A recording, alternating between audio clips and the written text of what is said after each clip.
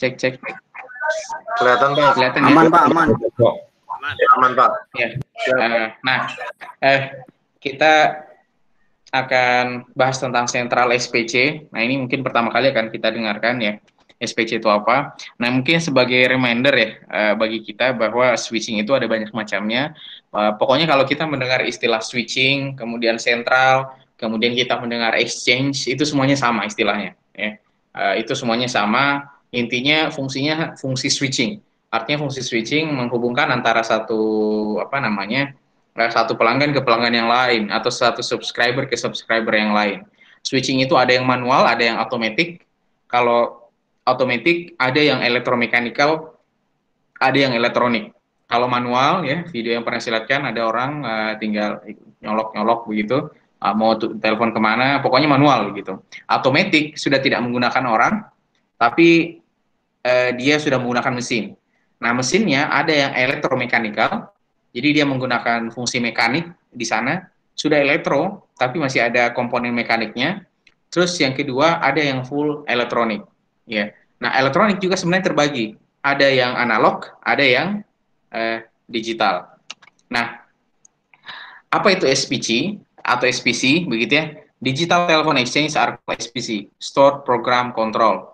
Jadi di antara sentral yang digital, misalnya ini ada sentral, ini ada di antara sentral digital itu ada yang disebut dengan yang namanya SPC. Apa itu SPC? Stored Program Control Exchange. Nah, kenapa dia disebutnya dengan Stored Program Control dan apa itu Stored Program Control? Artinya si sentral itu dia dikontrol oleh software. Nah, kalau dia dikontrol oleh software, berarti dia diletakkan di mana? Di komputer atau mikroprosesor. Jadi bukan lagi mekanik begitu. Jadi elektronik dan ditaruhnya di berupa software. Sudah ada actual intelligence, perform control function. Jadi ada kecerdasan ya yang dibuat. Jadi intinya dia bisa jalan secara otomatis ya tanpa memerlukan mungkin bantuan manusia dan sebagainya. Nah, namanya juga software. Nah, softwarenya ini dibagi dia dalam blok-blok tertentu. Nah, jadi blok-bloknya ini masing-masing punya fungsi di dalam menjalankan fungsi sentral atau switching atau exchange. Nah, bloknya apa saja itu dibagi menjadi 3. Ada yang namanya subscriber interface, ada yang namanya try interface, ada yang namanya switch fabric, sama ada switch atau call control. Jadi kalian membayangkan ada sentral digital. Digital itu salah satunya ya atau variannya yang dikenal orang itu adalah SPC. Jadi Central SPC atau dikenal juga SPC Exchange. Nah, kalau bicaranya SPC begitu ya, ada yang semi digital, ada yang fully digital. Nah, yang semi digital ya, mudah-mudahan masih terlihat. Ya, yang semi digital namanya juga SPC ya, Stored Program Control. Berarti by default sebenarnya dia digital. By default dia sebenarnya digital. Nah, apa yang membedakan antara semi digital dengan fully digital? Kalau misalkan dia itu semi digital, interface sentralnya atau inputan masuk ke sentralnya atau koneksi masuk ke sentralnya atau untuk menghubungkan satu pelanggan yang lain itu masih diproses dengan analog begitu. Tapi si programnya itu digital ya. Nah, ada juga yang fully digital. Jadi mau yang control unitnya ya maupun yang berfungsi untuk melakukan switch atau menghubungkan satu user dengan user yang lain itu juga digital. Jadi tidak ada interface antara digital ke analog. Jadi kalau masih menggunakan prinsip analog, tapi kontrolnya sudah program, tapi eksekusinya ya operasinya itu masih menggunakan sistem analog. Ini disebut dengan semi digital. Nah seperti itu. Gambaran yang lainnya begitu ya. Namanya stored program atau SPC. Ini dua-duanya SPC. Kalau dia masih menggunakan mechanical, berarti jaringan switchingnya itu masih menggunakan sistem elektromekanika atau gabungan. Nah, kalau misalkan dia sudah elektronik switching, berarti yang di apa namanya, yang dihubungkan di sini ya, itu berarti dia terhubungnya dengan si programnya itu terhubung dengan sentral yang sudah fully elektronik. Nah, seperti itu. Jadi demikian. Nah, gambarannya pembagiannya apa saja? Ada yang namanya interface ya.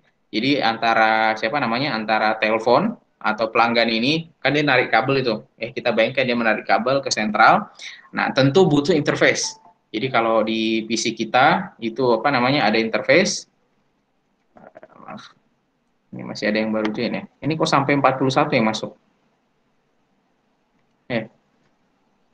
Jadi apa namanya, ada yang baru, jadi si pelanggan ini connect-nya ke sentral, tentu ada interface. Jadi mungkin ibarat laptop atau apa namanya, atau PC gitu ya, pasti ada interface-nya antara USB dan sebagainya.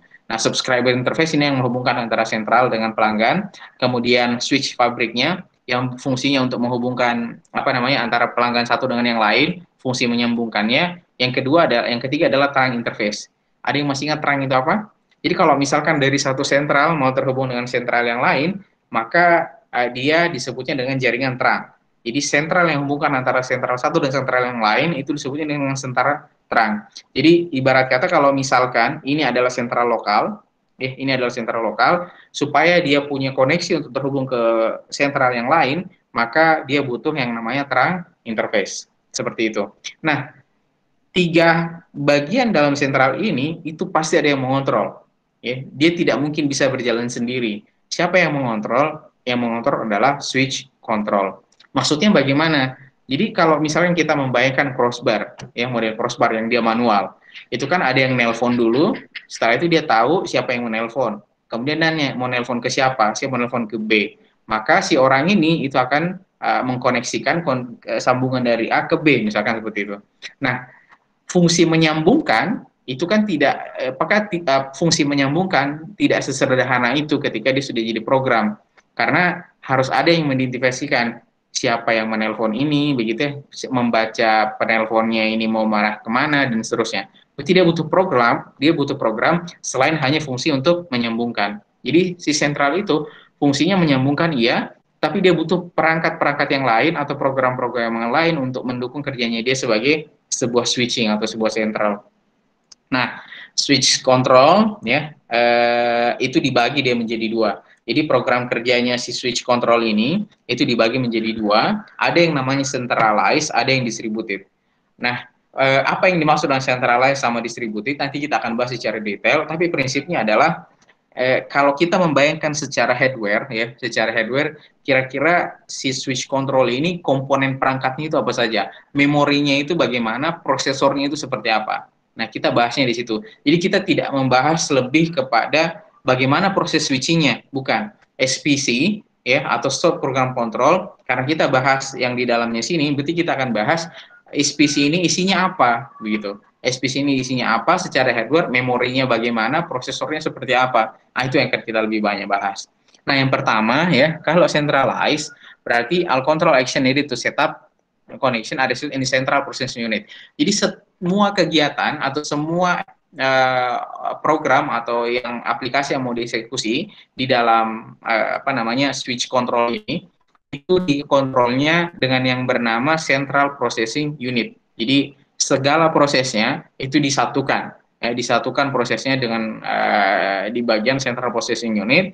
Kemudian processing work normalized by a number of processor. Nah, kadang-kadang prosesnya itu dibagi menjadi beberapa prosesor, begitu ya.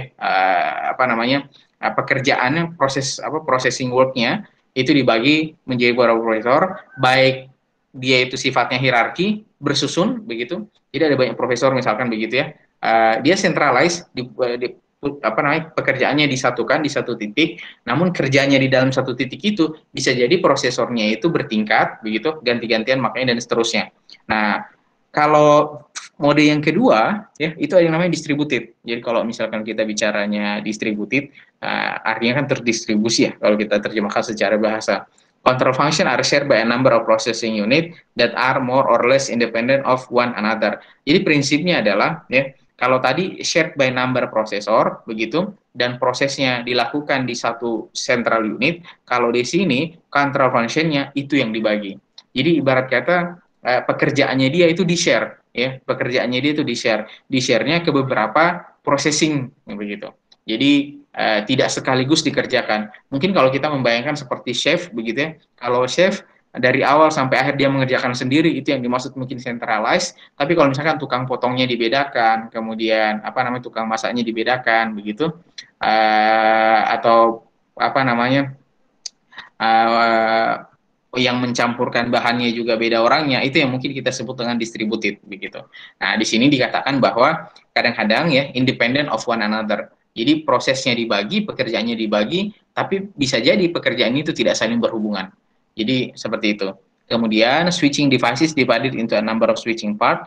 Each of them has a control processor. Jadi pekerjaan switchingnya, ya, pekerjaan menyambungkannya, ya, itu dibagi dia menjadi beberapa bagian secara hardware begitu. Dan masing-masing each of them has a control processor. Jadi setiap prosesnya, setiap perangkat switchingnya itu punya prosesor sendiri.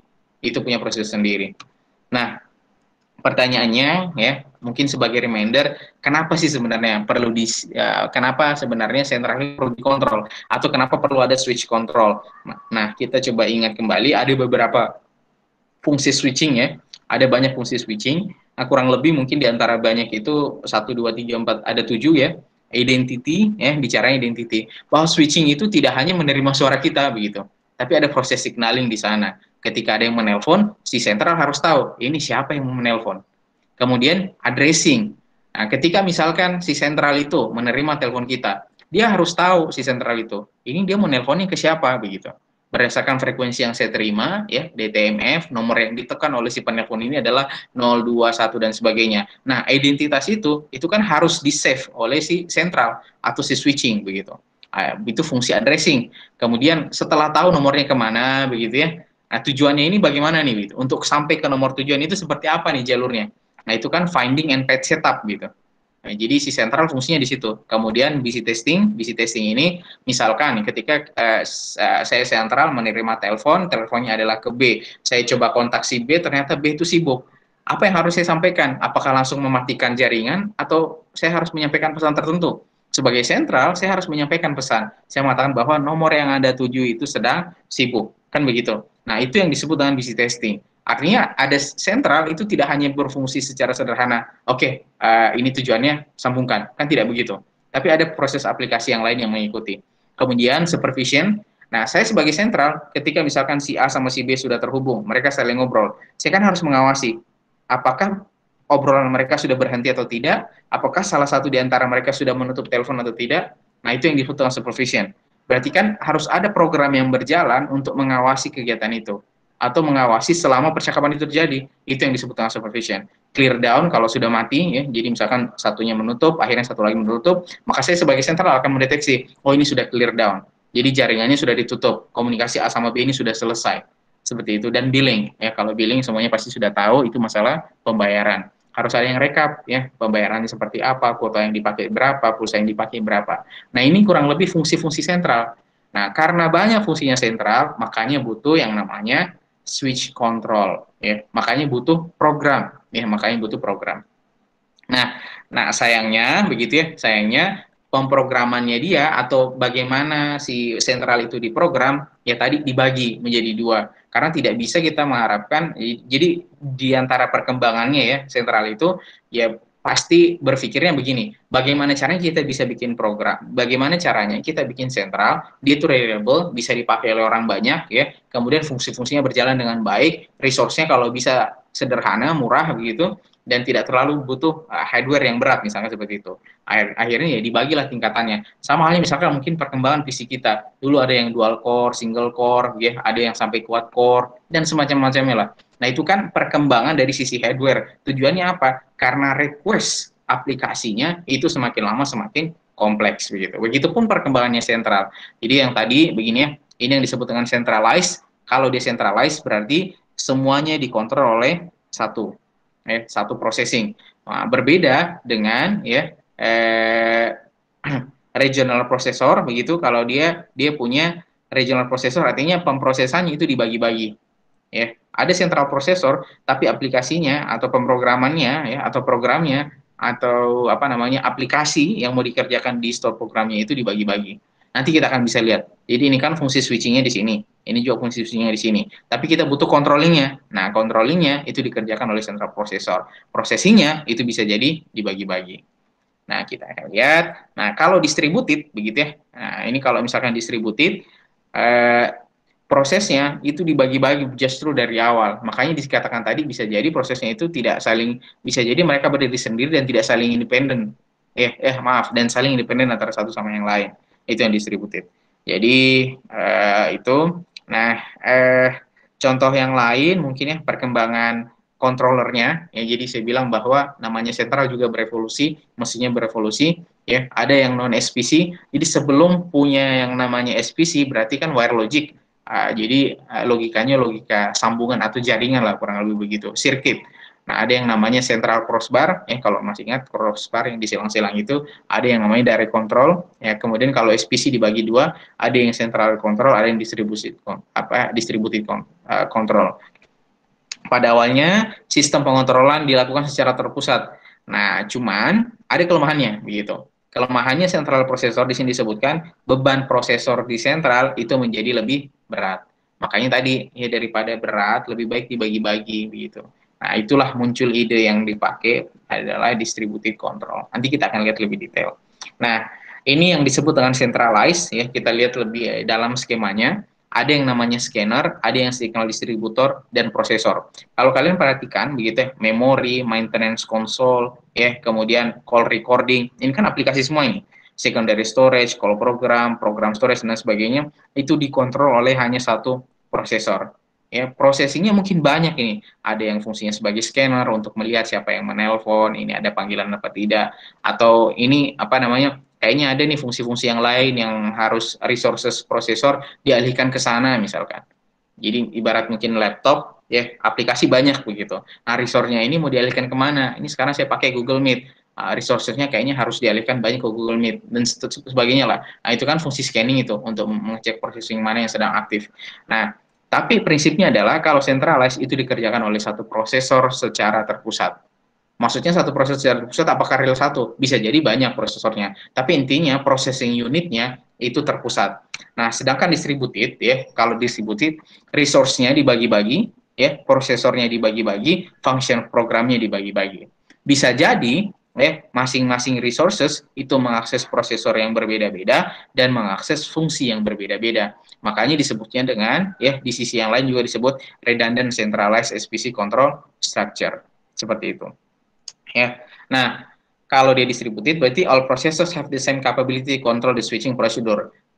Meskipun dia dibagi-bagi tapi tetap bahwa setiap prosesor itu dia punya kemampuan yang sama untuk menghandle prosedur switching atau proses pembuangan antara satu pelanggan dengan yang lain. Prinsip yang lainnya adalah one processor is active and other is on standby. Jadi satunya aktif, satunya standby. Jadi bayangan kita mungkin kalau misalkan RAM-nya penuh atau memorinya penuh atau processing-nya penuh di satu processing itu, maka dia akan dialihkan ke processing yang lain atau prosesor yang lain begitu. Kemudian standby processor is brought online only when the active processor fail. Jadi kalau misalkan ada dua prosesor, satunya gagal, ya dideteksi bahwa sebenarnya dia gagal nih untuk menghandle program yang sedang berjalan. Entah programnya itu ada yang mau terhubung, entah programnya itu untuk BC line, untuk billing dan sebagainya, ini gagal nih begitu. Nah, baru kita bangkitkan dia prosesor yang lain, yang standby tadi itu. Ya. Nah, yang namanya distributed mode itu dia apa namanya? Dia punya 3 mode. Ada yang namanya standby mode, ada yang namanya synchronous duplex mode, ada yang namanya load sharing. Jadi kalau tadi terpusat ya, dia hanya satu versi mungkin kurang lebih begitu. Sedangkan distributed itu dia punya perkembangan lagi, beda-beda dia punya fungsi berjalannya. Jadi kalau terpusat kan jelas gitu, prosesornya jelas, processingnya semuanya dikendalikan oleh satu unit, tidak dengan yang lain. Sedangkan kalau distributed bisa jadi prosesnya processingnya dibagi-bagi, masing-masing punya prosesor begitu ya. Masing-masing mengerjakan fungsinya masing-masing begitu. Nah, tapi menjalankan fungsi-fungsinya ini ya, menjalankan si fungsi-fungsinya ini itu modenya itu setidaknya ada 3. Ada yang namanya standby mode, ada synchronous duplex mode, ada load sharing mode. Bedanya di mana? Begitu ya. Nah, yang pertama disebutnya dengan standby. Standby sebenarnya kita sudah jelaskan tadi. Jadi kalau misalkan ya exchange environment, ini si switchingnya lah kurang lebih begitu. Ini fungsi switchingnya atau fungsi sentralnya atau exchange-nya, ya. Ini kegiatan apa namanya? Ini perangkat utama si sentral. Kemudian ini kan programnya begitu. Nah, prosesornya, ya, prosesornya itu ada dua, ada P1 sama dan P2. Kalau kalian perhatikan garisnya, ya, ini garisnya tersambung, yang ini putus-putus. Artinya apa? Ya, prosesnya, ya, proses standby. Salah satu di antara mereka standby. Kebetulan yang P2 ini adalah standby prosesor. Jadi ketika prosesor yang pertama tidak lagi mampu menghandle semua beban yang muncul dari sentral, maka ya secara hardware dia akan dipindahkan prosesnya hardware dan software itu ke prosesor yang kedua. Inilah yang disebut dengan standby dual processor configuration. Ya, seperti itu. Jadi sesederhana itu. Dia pindah ketika ini sudah tidak mampu lagi menghandle. Ya, yang ini berarti dia standby. Ya, seperti itu. Nah, kemudian mode yang kedua, ya, mode yang kedua itu dia punya yang namanya komparator, ya, komparator. Jadi ada menggunakan dua atau lebih dari satu prosesor, P1 sama P2, begitu ya. Kemudian ada akses memori, masing-masing punya akses memori, tapi dia punya perangkat lain di tengah, atau proses yang lain di tengah. Itu yang namanya komparator. Nah, komparator ini yang menjadi pembeda utama di struktur synchronous duplex mode. Nah, prosedurnya seperti apa kira-kira? Di sini dikatakan, in case of transient failure of comparator, there are three possibilities exist. Continue with both processor, take out the active processor, dan continue with other processor, continue with the active processor, but remove the other processor from services. Nah, jadi prinsipnya sebenarnya si komparator ini, begitu ya, si komparator ini namanya juga komparator itu akan selalu mengecek. Apa yang dicek? Jadi by default sebenarnya ketika synchronous duplex operation, namanya juga duplex ya, berarti yang terjadi sebenarnya kalau tadi yang satunya mati, maaf yang satunya standby, ya kalau di sini kan standby, nanti ketika ada masalah baru pindah. Nah kalau di sini sebenarnya dua-duanya sudah aktif. Jadi processing yang ada di sini itu dua-duanya sudah dijalankan, baik P1 maupun P2. Ya, jadi lotnya sudah dijalankan oleh P1, P2. Nah, yang akan membandingkan itu yang di tengah komparator. Apakah ada problem? Kok lotnya berbeda ini antara P1 sama P2? Sepertinya P1 sudah tidak kuat lagi. Maka semua prosesnya itu dialihkan ke P2. Nah, artinya apa? Ketika proses berjalan, ya misalkan aplikasi itu nyala, kemudian di tengah jalan rusak, ya, di tengah jalan itu rusak. Maka si P2 kalau kasusnya standby dual begitu ya. Nah, prosesnya berjalan ya, di tengah jalan pindah ke P2, maka P2 itu tidak akan menjalankan proses dari awal begitu. Ya, jadi dia akan kehilangan proses yang sudah dilaksanakan di yang sudah dilaksanakan di prosesor yang pertama. Nah, tapi kalau di sini begitu ya, baik P1 maupun P2 dari awal dia sudah menjalankan program yang ada di exchange environment, apa yang ada di sentral begitu. Jadi dari awal mereka jalan begitu ya, dari awal mereka jalan, nanti yang menjalankan fungsi komparator membandingkan kok ini sama kapasitasnya, tapi kok yang satu ini sudah lemot misalnya begitu, atau sudah penuh, atau gagal dia menghandle beberapa aplikasi, maka komparator itu akan mengalihkan, oke, semua proses itu dikerjakan oleh P2. Nah, sebenarnya apa tujuan utamanya begitu ya sampai dilakukan seperti ini? Itu untuk menjaga kualitas aplikasi tetap bisa berjalan, ya, aplikasi tetap bisa berjalan seperti itu. Nah, jadi kalau di sini penjelasan lebih detailnya adalah kedua prosesor execute the same set of instruction. Jadi kalau tadi ya, kalau yang di sini dia tidak akan bisa menjalankan eksekusinya secara semua instruksinya dari awal secara bersamaan. Karena tadi satu standby. Jadi misalkan ada 10 instruksi. Satu dikerjakan, dua dikerjakan oleh P1, tiga dikerjakan oleh P1, tahu-tahu P1 sudah tidak kuat menghandle. Maka berpindah proses keempatnya itu dari P2. Jadi P2 tidak menjalankan lagi fungsi eksekusi pertama, eksekusi kedua, eksekusi ketiga, tapi dia memulai dari tengah. Nah, sedangkan kalau di sini ya, yang namanya duplex mode ya, synchronous duplex mode, itu dia dari awal ketika exchange itu dinyalakan atau setelah dinyalakan itu dua-duanya sudah mengerjakan begitu. Meskipun demikian begitu ya, meskipun dua-duanya jalan, one of the processes actually control the exchange. Hanya satu sebenarnya yang mengontrol si exchange ini. Jadi meskipun makanya di sini dikatakan ya, kalau kalian perhatikan tanda panah dari exchange environment-nya itu ke bawah, garis tidak putus-putus, ke P1, ke P2 juga sama. Jadi ke P2 juga sama instruksinya. Jadi semua output dari sentral itu sudah dikerjakan atau dieksekusi oleh prosesor pertama dan dikerjakan juga oleh prosesor kedua. Bedanya apa? Yang mengontrol switching ini itu tetap dipilih satu dulu. Jadi P1. Makanya garis dari P1 ke exchange itu tidak ada putus-putusnya, sedangkan dari P2 itu ada putus-putusnya. Jadi ibaratnya masing-masing menerima, ya, masing-masing prosesor 1, prosesor 2, masing-masing menerima eksekusi perintah, begitu, masing-masing mengerjakan, tapi yang mengirimkan output kembali kepada sentral itu adalah P1, atau yang mengontrol sentral itu hanya prosesor yang pertama. Nah, tapi ada komparator di tengah. Di sini yang ketiga, the result from two processor are compared continuously by comparator. Nah, prosesnya ya yang terjadi antara P1 sama P2 itu tetap dimonitor oleh komparator. If the result match, the system work normally. Kalau misalkan beban P1 beban P2 itu sama gitu ya, masih selevel, berarti ya sistem kita masih bekerja secara normal begitu. Tapi kalau misalkan begitu ya, otherwise a fault occurs, misalkan ada gagal nih, ada salah satu gagal begitu, check out program is run independently in both the processor to determine which one is faulty. Maka akan ada berjalan ini yang gagal yang mana nih? Apakah P1 atau P2? Kalau misalkan begitu ya, sudah ketahuan yang gagal, ternyata P1 gagal. Ya. Jadi ternyata tadi yang setelah kita komparasi berjalannya perintah dari sentral, ternyata yang bisa mengeksekusi secara normal terdeteksi itu P2. P1 ini loadnya terlalu besar, dia tidak bisa mengeksekusi. Berarti dia gagal. Nah, ketika dia gagal, maka semua service-nya akan dihandle oleh P2. Ya, seperti itu. Akan dihandle oleh P2. Jadi tidak seperti mode yang pertama, mode standby. Kalau ini sudah sinkronus dari awal. Jadi masing-masing menerima, tinggal memilih. Ya, tinggal memilih tergantung performanya di tengah jalan. Nah,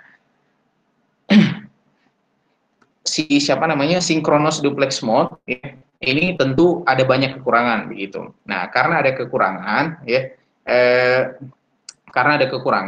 dibuatlah yang disebut dengan load sharing. Jadi kalau kalian perhatikan ya, load sharing ini dia ada P1, ada P2, semuanya itu menerima input dan mengirimkan output itu kepada atau mengontrol switching. Secara kalau kita lihat ya, tidak ada yang putus-putus garisnya begitu. Nah, apa yang sebenarnya terjadi dengan sistem yang disebut dengan load sharing configuration? Di sini kedua prosesor have access to entire exchange environment. Sampai di sini masih sama, ya. Sampai di sini masih sama. P1, P2, begitu ya. Masing-masing itu mendapatkan akses dari switching, begitu. Kemudian each of them has independent memory for redundancy purpose. Setiap mereka itu punya memori. Artinya karena setiap mereka punya memori, berarti proses yang terjadi di P1 itu tidak akan dipengaruhi oleh proses yang terjadi di P2. Proses yang di P2 itu tidak akan dipengaruhi oleh P1. Karena masing-masing bekerja dengan memorinya masing-masing, M1, M2. Kemudian, both two processor are active simultaneously and share the load and resources dynamically. Jadi yang membedakan adalah begitu ya, yang membedakan adalah kalau tadi itu kalau yang proses yang synchronous duplex ya, dia kan harus membandingkan. Ya, dia harus membandingkan. Sama-sama mengerjakan tapi harus membandingkan. Kalau satu gagal baru dipindah. Nah, kalau di sini ada yang namanya proses jadi load sharing. Jadi dia tidak mematikan ya, dia tidak mematikan atau tidak mengecek kalau ini satu nggak kuat, kemudian ini kita putuskan, tidak. Tapi dari awal dia akan membagi beban. Jadi kalau dirasa nih ya, P1 kayaknya sudah berat nih. Oke, ambil sebagian yang dikerjakan oleh P1, kita kirimkan ke prosesor P2. Nanti P2 yang akan mengerjakan. Jadi dari awal di sini dikatakan bahwa share the load and the resources dinamis gitu. Artinya secara dinamis, tidak fix. Ya, kadang-kadang resources-nya mungkin P2 agak naik, P1-nya agak turun, P2-nya naik lagi, P1-nya agak naik, sebagian bebannya akan diambil oleh P2 misalkan. Seperti itu, ya. And incoming call inside randomly in a definite order to one of the processor which then handle the right through completion. Jadi dari awal ya mungkin kita sederhanakan bahwa mereka sudah di-set dari awal siapa yang akan handle ya, begitu. Predefined order. Siapa urutannya bagaimana nih? Apa P1 dulu, apa P2 dulu begitu. Nah, sampai kapan P2 mengerjakan, nanti terus pindah ke P1. Nah, itu sudah sudah ditentukan dari awal. Interprocessor link are configured for processors to exchange information needed for mutual coordination and verifying state of health of others, begitu. Jadi ada interprosesornya. Interprosesor berarti ada yang menghubungkan antara satu prosesor dengan prosesor yang lain. Tujuannya apa? Mirip sebenarnya sama komparator, begitu ya. Mirip sama komparator, tapi prinsipnya di sini dia itu hanya ini sehat atau tidak gitu. Ternyata setelah di load share ya, kita bagi sharingnya begitu. Kita sharing resources kita sharing program yang kita kerjakan begitu, tetap harus dicek apakah masih sehat atau tidak, apakah benar sudah tidak kuat begitu ya, atau bebannya malah terlalu menjadi lebih besar begitu. Ketika bebannya terlalu menjadi lebih besar, dia tidak dimatikan, tapi diambil sebagian bebannya kita share ke prosesor yang lain. Makanya disebutnya dengan load sharing. Ya. Kemudian komparator tidak ada ya kalau di load sharing, digantinya sama exclusion device begitu. Nah, the processor calls for ED to share the resources. Jadi tadi yang berfungsi untuk melakukan proses sharing, state of health dan sebagainya itu ED ini ya, namanya exclusion device. Kemudian so that both processor do not seek the same resources at the same time. Jadi kalau misalkan ya masing-masing punya mengerjakan masing-masing processing, masing-masing punya load masing-masing begitu. Masing-masing sudah punya load, sudah punya pekerjaan masing-masing. Nah, supaya dia tidak mengakses resources-nya secara bersamaan begitu ya. Nah, yang mengatur adalah ED ini begitu. In this mode, both of the processor are active simultaneously ya. Jadi tidak ada yang dimatikan begitu ya. Tidak ada yang dimatikan, semuanya bekerja secara simultan. Artinya secara paralel begitu, and share the resources of exchange and the load dynamically. Jadi kalau misalkan resource exchange-nya itu terlalu banyak ke P1, maka sebagian itu akan dialihkan ke P2 ya. Jadi bebannya terlalu besar nih di sini yang dikirimkan ke P1, nah sebagian akan dikerjakan oleh P2 begitu. If one processor fail, ya, kalau ada yang satu yang sudah gagal begitu ya, with the help of ED, the other processors take over the entire load of the exchange. Jadi kalau misalkan P1 ini terdeteksinya fail itu bukan tidak mampu ya, tapi benar-benar gagal gitu. Bukan hanya sekedar berat ya, tapi benar-benar sudah gagal, tidak lagi bisa mengontrol semua beban yang ada dari sentral, maka semuanya akan dialihkan ke siapa? Ke P2. Nah, siapa yang mengatur semua itu? Yang mengatur yang namanya ini, exclusion device. Jadi tadi ada yang terpusat, ada yang terdistribusi. Terdistribusi modenya ada 3. Ada yang namanya standby, ada yang namanya synchronous duplex mode, dan yang ketiga ada yang namanya load sharing. Jadi kalau secara efisiensi yang mana? Tentu load sharing ya. Secara efisiensi masih bagus load sharing. Oke, itu kita membahas tentang isinya SPC, ya, isinya SPC. Nah, tentu kalau kita tadi membahas bahwa berarti ada dong masa-masa beban terlalu berat, akhirnya sentral itu gagal untuk memproses. Ya, hal itu dimungkinkan. Makanya kalau di jaringan, misalkan kita di jaringan kan mungkin kalau saat kalian praktikum mungkin ingat begitu, ada yang namanya throughput, ya, ada yang namanya loss begitu. Itu kan ukuran-ukuran performansi jaringan. Nah, sentral pun itu punya performansi. Jadi kalau tadi itu di jaringan, ya ada delay dan sebagainya, itu kan parameter-parameter performansi di jaringan begitu. Nah, di mengukur performansinya si sentral ya di SPC begitu, itu juga ada. Ya. Nah, misalkan yang pertama availability.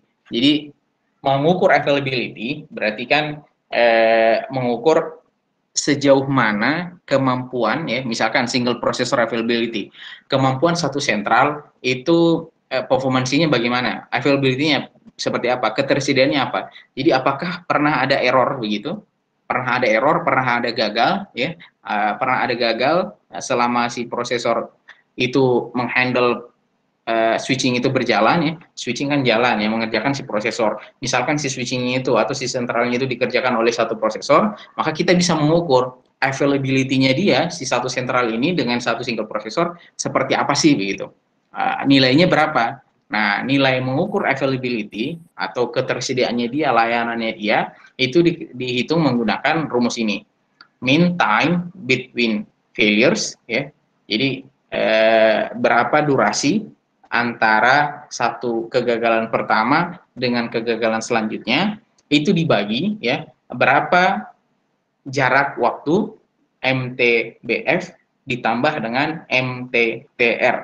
Ya, MTTR itu apa? Mean time to repair. Jadi berapa lama waktu untuk repair, atau repair itu membereskan, kurang begitu. Ya, membereskan pekerjaan itu. Nah, berarti ini kan availability-nya, begitu ya. Ini kan availability-nya. Berarti tentu dia tidak punya, tentu dia punya unavailability. Jadi, maksudnya kalau dia tersedia 100%, berarti kan nilainya 1, ya, misalkan begitu ya.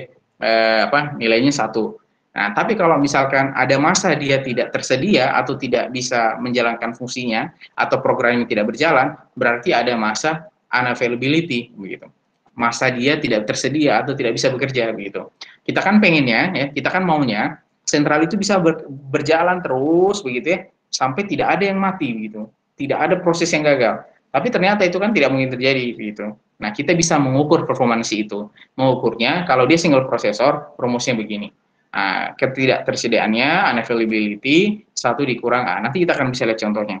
Nah, jadi unavailability-nya berarti berapa? 1 dikurang A. Ini A. Bisa sampai. Ini kan A.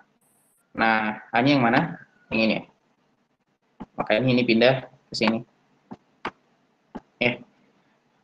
Terus setelah itu, satunya ini kan bisa saya samakan ya, saya samakan penyebutnya begitu. Nanti hasilnya adalah ini. Nah, kalau misalkan nilai mean time between failure-nya itu lebih besar daripada MTTR, ya, misalkan begitu. Jadi ternyata durasi waktu antara satu gagal dengan gagal selanjutnya itu ternyata lebih besar daripada waktu mean time to repair, waktu untuk memperbaikinya, maka rumusnya berubah menjadi ini. Unavailability, ketidaktersediaannya itu dari MTTR dibagi MTBF. Ini single processor. Nah, kalau dual processor, begitu ya, a dual processor system is said to have failed only when both processor fail. Jadi, kalau misalkan satu sistem, dia itu disupport dari awal dual processor. Nah, kapan dia dikatakan fail, sistem itu gagal, ketika dua-duanya gagal. Harusnya make sense ya. Jadi kalau misalkan nih, pakai satu prosesor, satunya gagal, sistem kan tidak bisa berjalan, kan begitu. Kemudian ada sistem namanya dual prosesor. Kalau satunya gagal, masih di backup oleh prosesor yang lain. Ketika masih ada backup, apakah aplikasi berhenti? Kan tidak, ya, kan tidak. Nah, karena tidak berhenti aplikasinya, karena di backup oleh prosesor yang lain, maka itu tidak dianggap sebagai suatu failure atau kegagalan atau servisnya tidak berjalan gitu. Nah, kapan dia dikatakan gagal? Ketika ketika dua prosesornya itu benar-benar fail, sehingga aplikasinya jadi down, atau servernya jadi down, atau sentralnya jadi down, sehingga betul-betul unavailable gitu. Jadi tidak bisa lagi diakses begitu, atau dia tidak bisa menjalankan fungsinya. Nah, rumus menghitungnya ya mean time ya before failure, sebelum gagal, itu MTBF pangkat 2 dibagi 2 MTTR gitu. Nah, kita maksudnya kalau ada D-nya ya, kalau ada D di sini berarti itu MTBF untuk dual prosesor. Kalau hanya MTBF berarti itu single prosesor. Jadi untuk mengukur MTBF-nya dua prosesor, itu kita harus mengetahui dulu MTBF-nya satu prosesor. Ini kan satu prosesor ya. Ini satu prosesor. Ini satu prosesor. MTBF single prosesor. Nah, untuk mengukur availability-nya, MTBF ya, D, berarti kalau misalkan kita mencari ini, cara rumusnya adalah yang sini ya. Seperti itu. Kemudian MTTR, MTBF D, ini juga sama ya. Ini juga sama. Nah, nanti kita akan sampai pada rumus paling akhir ya. Nanti misalnya kita turunkan, kita bisa mengukur berapa unavailability-nya. Unavailability-nya rumusnya ini. Ya, rumusnya ini. Ini unavailability. Tapi kalau misalkan MTBF-nya lebih besar, ya, MTBF-nya lebih besar, kemudian MTTR-nya lebih kecil, maka rumus unavailability-nya untuk dual prosesor jadi seperti ini. Nah, kita akan lihat contohnya. Nah, contohnya begini. Given that MTBF mean time ya between failure, jadi antara gagal pertama sama lulus selanjutnya itu adalah 2000 hours. Jadi sudah berjalan 2000 jam gitu misalkan gitu ya. Kemudian MTTR-nya ternyata waktu untuk membereskan waktu untuk membereskan kerusakan itu ya MTTR itu 4 hours gitu. Maka ya, kira-kira berapa availability-nya ya? Coba hitung calculate availability, ketidaktersediaannya atau kira-kira kemungkinannya dia bahwa dalam waktu tertentu dia nanti akan mati berapa lama begitu. Atau si sentral ini akan tidak bisa melayani berapa lama gitu. Maka misalkan di sini ternyata ya kita ulang given MTBF jadi antara satu gagal dengan gagal selanjutnya artinya 2000 jam ya diketahui bahwa dia itu gagal dia itu tidak bisa jalan mean time between failure itu 2000 jam. Kemudian dari 2000 jam itu butuh 4 jam untuk membereskan masalah itu. Nah, kalau misalkan kita ditanya kemungkinan tidak available dengan single maupun di dual, kita harus hitung masing-masing single sama dual prosesor, ditanya di sini untuk 10 hari gitu. Untuk 10 tahun dan 30 tahun. Nah, cara menghitungnya seperti apa begitu? Maka ya kita masukkan MTBF-nya berapa? 2000 hours, MTTR-nya 4 jam. Kalau kita menghitung unavailability-nya untuk single prosesor, berarti MTTR dibagi MTTB. Kenapa kita pakai rumus yang ini? Ya. Kalau kalian perhatikan, ya di sini, ya, ketika MTBF itu lebih besar daripada MTTR, maka yang kita gunakan adalah rumus yang ini. MTTR dibagi MTBF. Nah, di sini kan rumusnya, di sini kan nilainya, ya, ini lebih besar daripada MTTR. Ya, ini kan lebih besar. Makanya kita akan menggunakan rumus yang ini. Jadi 4 dibagi 2000 atau 2 kali 10 pangkat minus 3. Nah, ini per hari ya, per day. Per day. Ya. Nah, seperti itu. Nah, kalau ditanya berarti kalau dalam 10 tahun berarti ini tinggal dikali 24 jam ya, dikali 360 hari, kemudian dikali 10, dikali rate-nya. Ya. Nah, jawabannya adalah 175,2 hours. Artinya apa? Begitu ya. Si single prosesor ini ya, berdasarkan data yang kita punya di atas ini ya, baik itu MTBF maupun MTTR, diprediksi kalau dia berjalan selama 10 tahun, kita akan mendapati ya, dia akan down atau akan rusak ya, durasinya kurang lebih sekitar ini, atau dia tidak available atau unavailable, itu durasinya sekitar ini, 175,2 jam, itu 10 tahun. Ya, itu 10 tahun. Kemudian kalau misalkan dihitung 30, berarti ini 10 tahunnya tinggal diganti 30 ya. Nah, totalnya berarti 525 jam. Ini kalau single prosesor. Nah, bagaimana kalau misalkan unavailability-nya dengan dual prosesor begitu. Nah, kita pakai rumus yang ini, unavailability D, artinya dual prosesor, 2 kali MTTR pangkat 2, MTTR-nya ya, MTTR-nya tadi berapa? 4 jam ya, 4 jam, 4 jam. Kemudian MTBF-nya 2000, 2 kali 4 pangkat 2, itu kita dapat 8 kali 10 pangkat 6. Ya, nilai ini saja berbeda ya. Ini 2 kali 10 pangkat minus 3, ini 8 kali 10 pangkat 6. Artinya apa? Yang ini lebih kecil, jauh lebih kecil. Nah, makanya kalau misalnya kita hitung dalam 10 tahun, ya berarti 24 jam dikali 365 hari dikali 10 tahun dikali ya unavailability-nya sekian, ya unavailability-nya sekian, maka kita akan mendapati hanya 4,2 menit. Artinya apa? Sistem ini, si sentral ini, SPC ini, ya, si exchange ini, kalau dia berjalan, dijalankan misalnya begitu 10 tahun, maka kemungkinan dia akan down, ya, kemungkinan dia akan down atau tidak bisa melayani proses switching itu hanya sekitar 4,2 menit. Jadi sangat singkat gitu. Kemungkinan dia punya tidak tersedianya dia atau gagal dia untuk melayani itu sekitar 42 menit selama 10 tahun. Nah, kok bisa ya efisiensinya jadi berubah sangat kok bisa unavailability-nya menjadi sangat kecil? Ya, jawabannya karena menggunakan dual prosesor.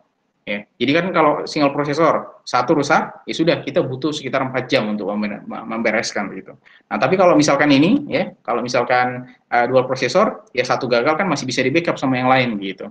Nah, secara sederhana, ya, esensinya adalah ya kalau misalkan satu gagal dan masih bisa di backup yang lain, artinya kemungkinannya untuk gagal dua-duanya bersamaan kan sangat kecil, ya sangat kecil. Makanya secara hitung-hitungan, ya dia kemungkinan hanya tidak available itu hanya sekitar 4,2. Dalam 30 tahun itu hanya 2,1 jam, bayangkan. Hanya 2,1 jam. Hanya 2,1 jam dari 30 tahun. Jadi dari sini kita bisa melihat bahwa ternyata dual processor itu sangat-sangat membantu availability-nya aplikasi availability program switching. Ya kalau yang saya sih ya mungkin sama halnya dengan dengan memori mungkin kita suka kita suka mungkin aplikasi install yang berat-berat di laptop kita. Nah kalau misalkan availability kita cuma hanya sekitar RAM yang kita punya hanya 2 GB misalkan atau 4 GB dan aplikasinya itu butuh bergiga untuk proses, taruhlah misalkan untuk buat data science dan sebagainya yang proses datanya itu sangat berat. Nah, ketika render mungkin yang video yang berat-berat gitu, bisa jadi laptop kita hang ketika memorinya itu sampai pada peaknya tidak kuat lagi untuk tidak kuat lagi untuk menghandle semua processing, render, processing compile dan sebagainya. Akhirnya laptop hang. Itu kan laptop jadi unavailability, tidak bisa kita gunakan. Nah, tapi kalau misalkan nih RAM-nya itu besar, 16 GB misalkan atau 32 GB misalkan, dengan aplikasi yang sama yang kita gunakan itu, ya kita tidak akan down, kita punya laptop ya anteng-anteng saja begitu ya, tidak akan rusak, tidak akan hang begitu, dan tidak perlu di restart. Artinya apa? Laptop kita selalu available, jadi selalu bisa kita gunakan, servisnya selalu bisa kita pakai. Nah, itu yang dimaksud dengan unavailability sama availability. Dan itu juga yang membedakan antara single processor dan dual processor. Seperti itu. Oke, sebenarnya itu saja inti dari perkuliahan hari ini. Ini slide-nya sudah saya kurang-kurangi. Maaf. Jadi kalau kita misalkan menggambarkan begitu ya, maaf, di sini ada rangkaian, kemudian ada sistem komputer. Nah, SPC-nya itu dikontrolnya di sini, sistem komputer. Kalau misalkan dia centralized begitu, dihandle-nya oleh CPU ROM bersamaan. Kemudian SPC itu ya, dia berupa software ya, ditaruhnya di mana? Di dalam exchange control atau ROM. ROM. Kemudian main softwarenya, tujuannya apa? Si softwarenya mengatur hubungan komunikasi, charging, pembebanan, routing, pengaturan signaling. Signaling itu contohnya apa tadi? Pengalamatan, identity, ya. Ini mau telepon ke siapa, yang nelpon ini siapa, gitu. Dari mana telepon ini, itu semuanya signaling. Ya. Kemudian fitur tambahan, pengaturan fitur-fitur, call forward, lacak, trimitra, atau tadi ada BC sibuk ya, jaringan sibuk, nomor yang 7 sedang tidak aktif. Nah, itu kan software juga tuh yang berjalan. Tidak mungkin sentral itu muncul suara itu kalau tidak ada software yang kita tanam di sentral gitu. Kan begitu. Nah, kemudian kalau analog ya masih bicaranya arus sama tegangan dan butuh konversi antara analog ke digital maupun digital ke analog. Kemudian kalau SPC digital, semua sentral menggunakan teknik digital. Tadi kita sudah lihat bedanya mana ya, antara semi digital sama fully digital. Kemudian scan control ya menyebabkan saluran-saluran training kami secara global menjadi permintaan call yang baru. Jadi kalau misalnya ada call, ada panggilan ya masuk ke dalam line kita, berarti kan kita harus proses panggilan itu. Nah, itu kan butuh program. Kemudian register control, menerima data dial dari register. Ya, jadi yang mengontrol ketika ada signaling yang masuk, ada nomor telepon yang masuk ya, dan yang mau keluar menentukan exchange routing yang mengarahkan kemana, itu kalau dari sisi switching atau dari SPC itu yang namanya register control. Kemudian switch control menentukan jalur yang akan dilewatkan ke jaringan. oh ini panggilannya harus mengarah ke Jakarta, habis dari Jakarta mungkin ke Bandung ke Semarang, baru nyampe ke tujuan akhir Surabaya. Nah, itu yang mengerjakan itu siapa? Itu switch control. Ya. Ini sama sih ya. Secara teknik, secara utuh kita sudah jelaskan.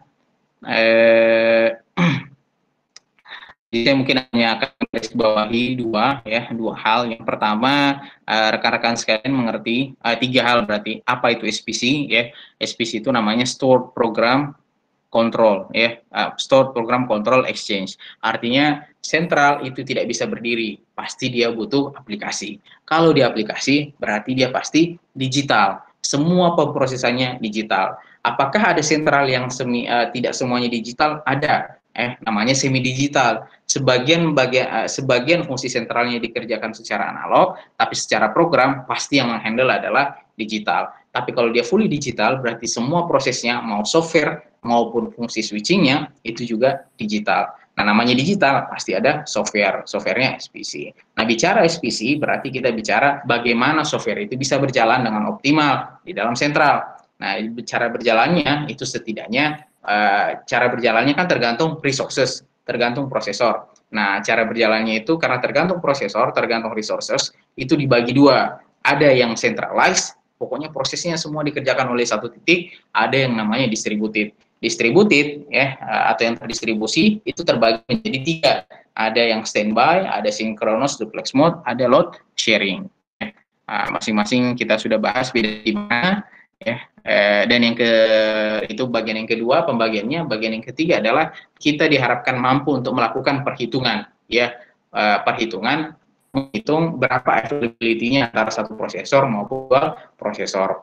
Selain kita bisa menghitung, ide utamanya daripada proses menghitung ini adalah kita menangkap gambaran bahwa betapa efisiensinya, makin bagusnya performansi kita kalau misalkan kita menggunakan lebih dari satu prosesor. Ya, secara sensi pasti masuk akal ya, dengan menggunakan lebih prosesor, load-nya yang bisa diproses itu lebih ringan, secara bebannya jadi lebih ringan gitu, karena bebannya dibagi dua gitu. Kalau prosesornya ada dua, berarti ada 100 beban, masing-masing megang 50 atau 160, 140. Intinya sharing resources lah, dibandingkan misalkan, atau sharing load begitu, dibandingkan misalkan single prosesor.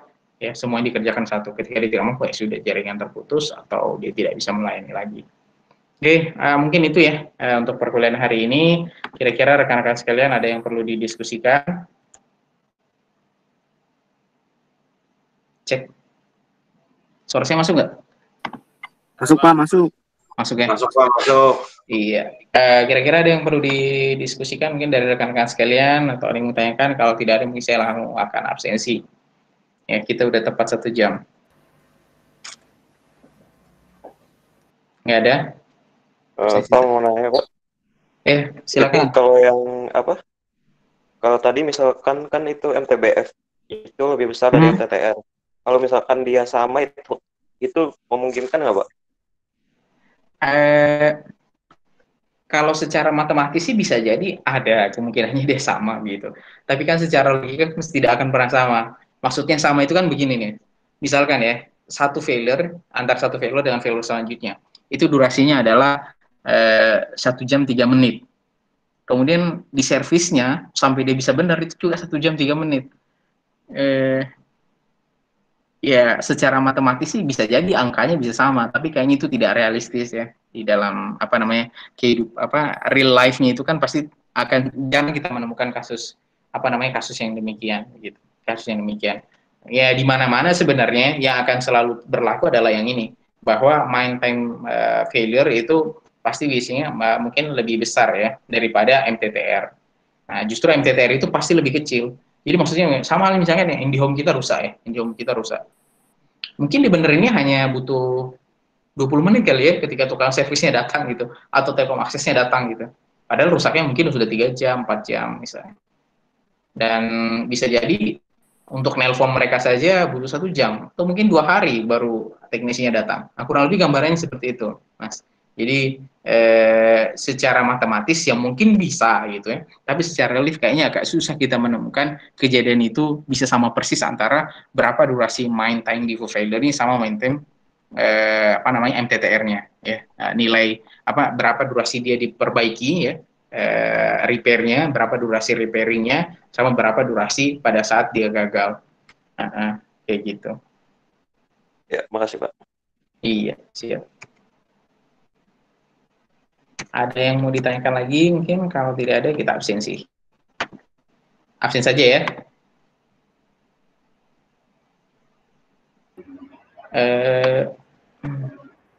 Saya mau lihat wajahnya. Oke, sebentar. Saya stop recording dulu. Stop recording.